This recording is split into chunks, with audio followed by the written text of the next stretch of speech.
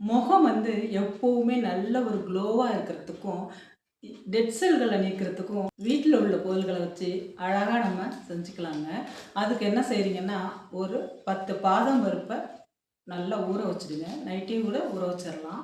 அத வந்து காலையில தோல உரிச்சு எடுத்துக்குங்க. அது கூட காய்ச்சாத பால் எடுத்துக்கோங்க. அந்த பாதாம் பருப்பு 10 பருப்பையும் நீங்க வந்து ஒரு மிக்ஸி ஜார்ல சேர்த்துக்கோங்க. அதோட ஒரு ஆ ஒரு 5 ஸ்பூன் வந்து பால் சேர்த்துக்கோங்க. காய்ச்சாத பால் தான் சேர்க்கணும். காய்ச்சாத பால் சேர்த்து நல்லா வந்து நைஸா நல்லா மையா அரைச்சுக்குங்க. திரி திரியா இருக்க அளவுக்கு அரைச்சுக்கோங்க. அரைச்சிட்டு ஃபில்டர் வச்சு நல்லா வடிகட்டிடுங்க அத.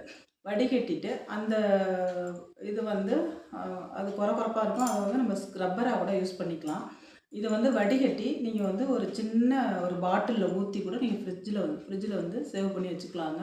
அப்பப்ப நீங்க எடுத்துக்கலாம். இது என்ன செய்யுங்க, நைட்டு படுக்க போறதுக்கு முன்னாடி கொஞ்சமா எடுத்து மூஞ்சில வந்து நல்லா அப்ளை பண்ணிட்டு, நீங்க படுத்து தூங்கி காலையில கூட கழுவிறலாம். இல்ல உங்களுக்கு வந்து ஒரு அன்ஈஸியா இருந்துச்சுனாக்கா, ஒரு 2 ஹவர்ஸ் வச்சிருந்துட்டு, நீங்க வந்து நல்லா ஃபேஸ வாஷ் பண்ணிட்டு நீங்க வந்துட்டு இருந்தீங்கனாக்கா, இத வந்து தினமுமே செய்யலாம். ஒரு 10 நாளைக்கு வந்து அத வந்து நீங்க ஸ்டோர் பண்ணி வச்சுக்கலாம். 10 நாளைக்கு ஒரு நட கூட நீங்க வந்து இது மாரி செஞ்சு செஞ்சு வச்சுக்கலாங்க.